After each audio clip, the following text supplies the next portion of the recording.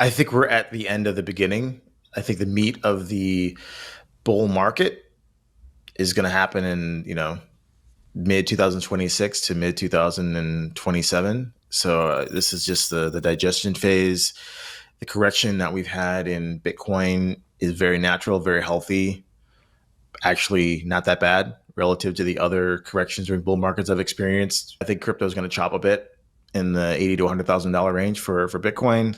Some of the other assets might get bid down a bit more as a lot of redemption requests come through for a lot of these liquid funds who've underperformed, especially after October 10th. So I don't think we're through that yet. So if you want to talk about the altcoin complex, until a lot of these funds have had to process all these redemption requests, I think it's going to be quite hard for that complex to really recover. It's still a bull market in my mind. The 4-year cycle, I think that's dead.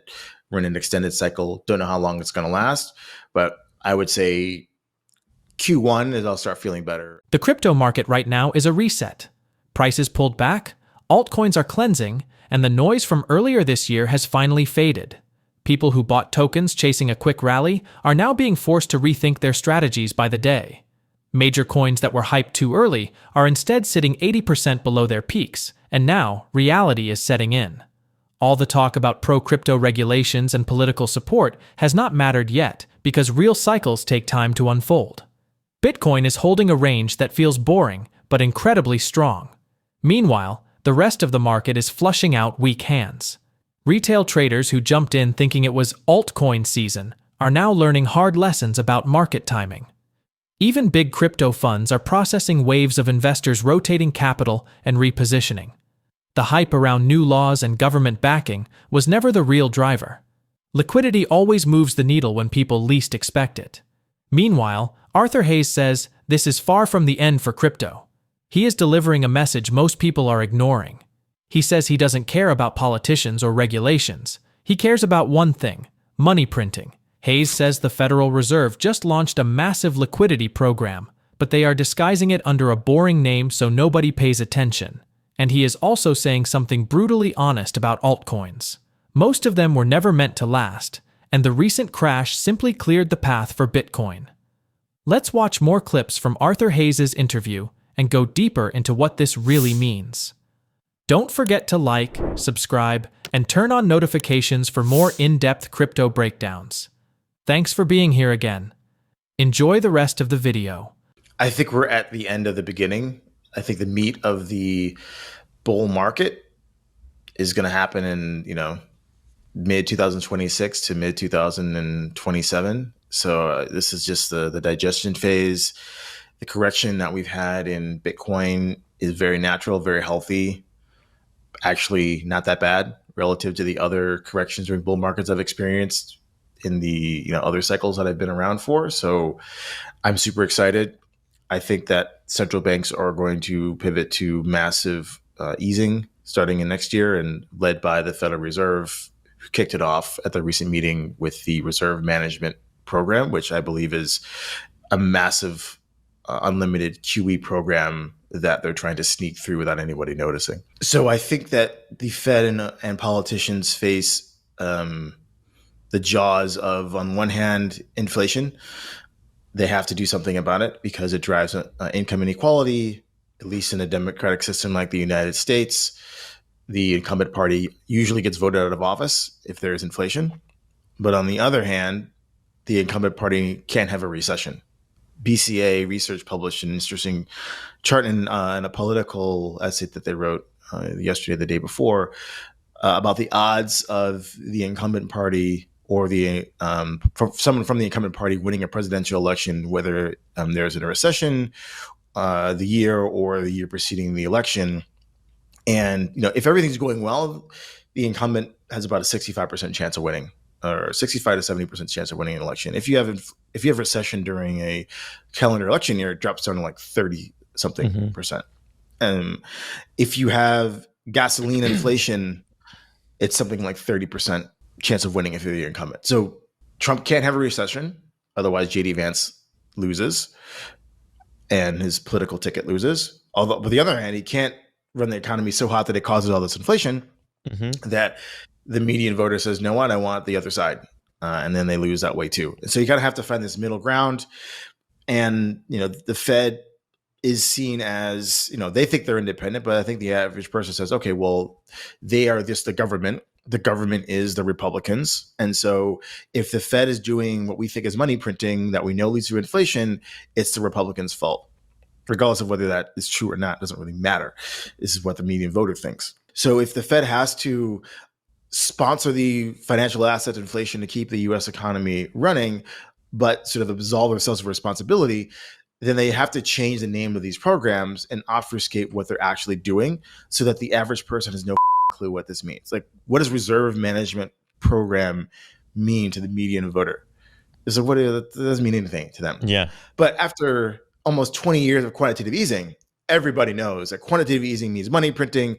Money printing means number go up on the stock market, means my Starbucks latte used to cost $5, now it costs $10. My studio apartment used to be $2,000 a month. Now it's $5,000 a month. I used to pay, X for daycare. And now it's, 2X, whatever the number, right? And they associate this. So you can't call it QE. There will never be another QE.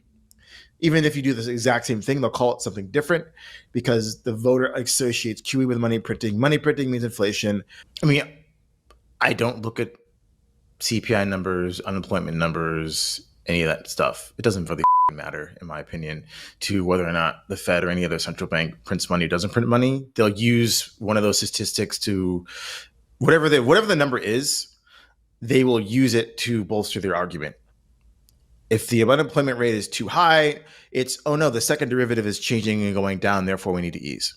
Even if the aggregate number is going up, which suggests, if the aggregate number is going down, then they need to tighten, right? It doesn't really matter. These numbers are irrelevant. And, most of the time they're so heavily manipulated by the government agencies publishing them, they're almost useless to understand in terms of what's actually happening in the economy. Yeah. I just take a look at the banking system and what's happening with the ultimate goal of every central bank and every finance ministry is how do I fund the government and the politicians and their spending?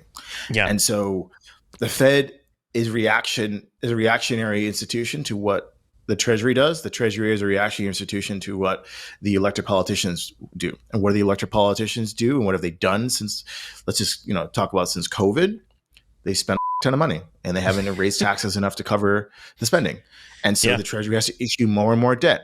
If the Treasury has to issue more and more debt, well, then the Fed has to find a way to make sure that the banking system and the financial system can allow that debt to be purchased in an affordable manner. And if no private sector individual or company or foreign country wants to buy this debt at a price that the US government believes they can afford, then the Fed has to step up and buy it. And that's it. And so all this talk about inflation and CPI and labor market productivity is all just, gobbledygook that these academics could put in their paper to justify whatever the Fed was going to do anyways. Mm-hmm. But the real crux of the issue is as long as the politicians have been elected to spend money to hand out free shit to their constituents, the Treasury will issue the bonds and the Fed will either buy them themselves or construct monetary policy to make sure somebody buys them. I think that we as crypto investors are maturing in our selection of coins, of shit coins at least. Let's leave Bitcoin out of it. Most of these things are zeros. They were zeros before October 10th, they're zeros after October 10th. And then when you remove the artificial support of these market makers who are paid via various incentives to at least create the illusion of activity, then you saw the token was down 80, 90% in some cases. Some of these things rallied, and now a lot of these things are back or below where they were on October 10th, which basically tells you there's no organic demand for these things. It's just a bunch of liquid funds passing a hot potato between each other. And when the emperor was revealed to be naked, then everyone's like, well, I don't really want to participate in this anymore because there actually isn't any use case for this stuff. And so, that's unfortunate for a lot of retail investors who bought these tokens. But again, what did they buy their tokens on the premise of? Oh, it's altcoin season, therefore it goes up, just because. They didn't read the white paper. They had no particular view on whether or not this team was suitable enough to actually make good on what they promised to build. They didn't consider whether there was any real product market fit. They didn't see if there's any actual real humans buying these things other than people farming airdrops. So again, we actually saw what these things actually were worth and what the actual demand was from real people. And if these real people didn't show up after October 10th to bid back up these tokens, then, they're, dead pieces of shit that are just languishing there. The message is simple. Regulations mean nothing. Political promises mean nothing. The only thing that actually moves markets is whether central banks are printing money. The focus is on the Fed's new reserve management program, which is really just unlimited money printing with a different name slapped on it. The Fed cannot call it quantitative easing anymore because people now understand that QE means inflation, higher rent, more expensive groceries, and all the pain that comes with it. So they renamed it, hoping voters would not catch on. This matters because the government is trapped. They cannot let the economy crash, but they also cannot let inflation spiral out of control. Every administration faces the same problem in different cycles. Print too much money, and inflation destroys credibility fast. Stop printing, and a recession hits just as hard. The Fed has to keep pumping money into the system to hold everything together, but it has to do so quietly. The argument is that all the data people obsess over, unemployment numbers, inflation reports, and jobs data, is just window dressing. Those numbers are used to justify decisions already made behind closed doors. The real issue is government debt. The Treasury keeps issuing more bonds, and the Fed has to make sure someone buys them. Yeah, I think crypto is going to chop a bit in the $80,000 to $100,000 range for Bitcoin. Some of the other assets might get bid down a bit more as a lot of redemption requests come through for a lot of these liquid funds who've underperformed, especially after October 10th. So I don't think we're through that yet. So if you want to talk about the altcoin complex, until a lot of these funds have had to process all these redemption requests, I think it's going to be quite hard for that complex to really recover. Even if the super blue chip names, like obviously I think Athena and Pendle and EtherFi, these are things we own. I think they're the best examples of DeFi decentralized applications. Do I think their tokens are going to ratchet up quickly? Probably not. There's a lot of funds who own this stuff who've got to sell it because their investors say, I want my money back because you guys underperformed so massively. So again, I think we're in this digestion phase. It's still a bull market in my mind. The 4-year cycle, I think that's dead. We're in an extended cycle. Don't know how long it's going to last, but I would say Q1 is I'll start feeling better about things and deploying more capital into riskier trades. I think 2025, December 10th should be the most important day about 2025, at least in the monetary world. And I really only care about, at a macro perspective, the pace of money printing. I don't care about regulations. They don't matter. Bitcoin went from 0 to however many trillion with adversarial state support from around the world. Who gives a if the US politicians want to embrace it or not? It doesn't really matter in terms of the price performance. Because think about it, if you invested based on, just because the Genius Act passed, I'm going to make money in this year crypto, you didn't make money. It's all about liquidity. If you're a regulated institution, I understand why you would be concerned about this, or you're trying to sell something to one of these folks, you're trying to raise money from one of these folks. I get it. This is why you're very focused on that. But if you want to talk about investment price returns, the regulations thing is almost a lagging indicator. It means nothing. It's not going to determine whether or not Bitcoin goes up or down. Bitcoin is going to go up or down, whether the Fed, the PBOC, the ECB, the BOJ, the BOE, what's their monetary stance? Are they printing? Are they cutting? Are they expanding their balance sheet? Are they retracting? Is their balance sheet contracting? This is what matters. This is what drives prices from a macro perspective. The regulation fits in somewhere beneath that, but it's not the driver of your returns. And if it was, then this year would have been a lot different, especially for people in the United States. Like if you remember, like Trump in 2016, was not pro crypto. It took his family getting debanked and the entire federal government coming after him for him to understand what the value of Bitcoin and privacy and all these sorts of things. And this is not me saying this is his sons saying exactly why their whole family pivoted towards crypto, and it was born out of crisis for them. It wasn't that they suddenly thought, I love privacy. No, it's the banking system came after them, and the political and the judicial system came after them. Whether or not you think that's right or wrong, it's almost irrelevant. It happened. They thought Bitcoin was an answer, and this is why they support it. So, but politics is you can't really handicap politics. Yeah. Especially as an investor. And so that's why if you come to me and say, my project is valuable because of this bill that's going to pass, or my grandfather was such and such in some administration. I'm not talking specifically about the US, just in general. Yeah. I don't want any part of that, because support you can go from support to people going after you in one news cycle, and there goes your investment. So it's great that certain projects have some runway and support within the United States and other jurisdictions around the world. But I think that the really good project will succeed in spite of politics, not because of it. Bitcoin is here, not because, after 15 years, Jamie Dimon decides that he wants JP Morgan to be a part of Bitcoin, right? Yeah. Or any other of the banks. So I think the price action in crypto proves that if you build something that the grassroots people support that solves real problems, then this coin or this project will have durability irrespective of what the politics are around the world on crypto. That's why I only care about money printing, because at the end of the day, all politicians, and I think this is what people really get wrong about Trump is not ideological. Trump doesn't believe in anything except for winning. And so whatever he needs to do to win, he will do it. Obviously, there's this whole like socialism versus capitalism debate in the US, and socialism and communism are these bad words in the US political lexicon, right? Take a look at the mayoral race in New York. Trump was obviously very anti-Mamdani, calling him a socialist, a communist, and this is the tropes that people are rolling out against. Yeah. And then they were chummy in the White House and friendly in the White House, I suppose. But if you think about what did Trump do in 2020? He said, "Oh, there's this problem. I'm going to print all this money and hand it out to everyone." That's socialism. That's communism. So what are you talking about? If it suits you, it's socialism. Or if it's capitalism. If you don't suit you, he's a socialist.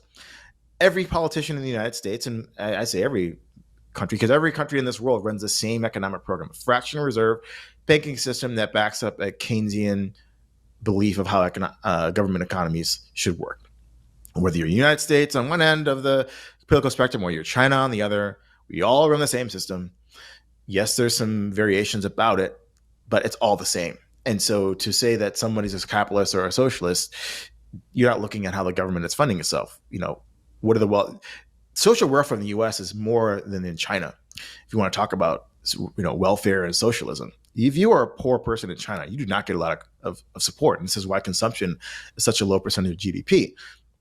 Whereas in the United States, if you're a poor person, there's lots of support. I'm not saying that it's enough, but it's a lot more than in China, which is supposedly a communist country.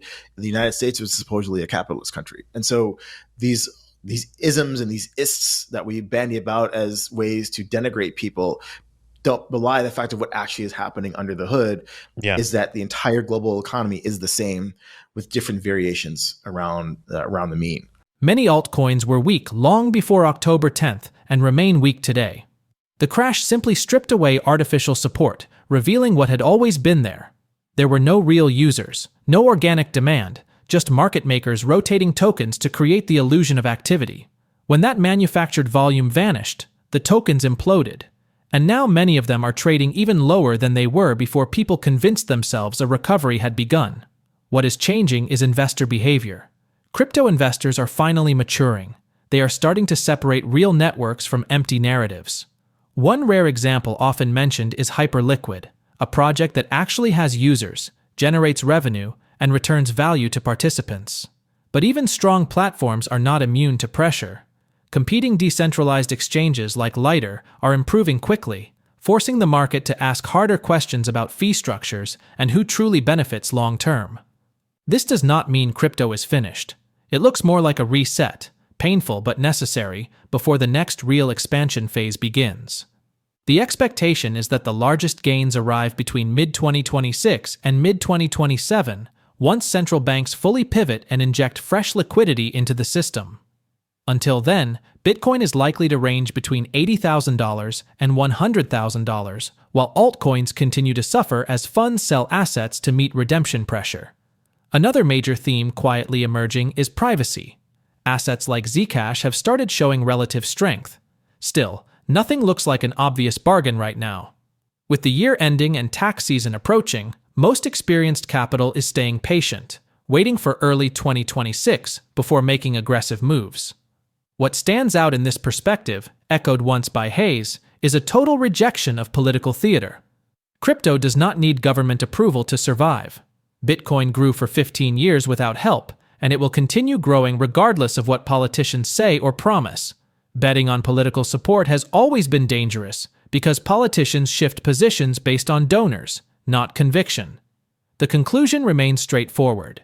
Liquidity moves markets. The Fed is printing again, just under a quieter label. Many altcoins are still on a path toward irrelevance. But for those willing to wait, focus on Bitcoin, and stick with real networks that have real users, opportunity still exists. The market is deep in a brutal shakeout, and it is not finished yet. Do you agree with Hayes that Bitcoin will hit new highs once the Fed's money printing kicks in fully? Please leave your thoughts in the comments below. Thanks for watching, and don't forget to like and subscribe.